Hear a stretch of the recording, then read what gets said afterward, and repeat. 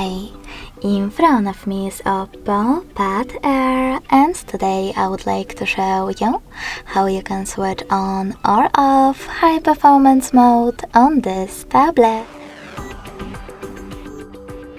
First of all, go into settings. Now scroll down and click on the battery section. Following that, scroll all the way down and tap on More Settings.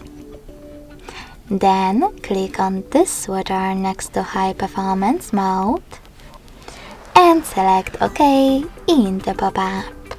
So when I do that, as you can see, High Performance is on. But you can always switch it off by tapping on the same switcher again.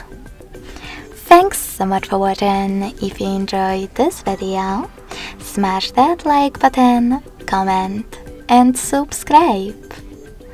Bye!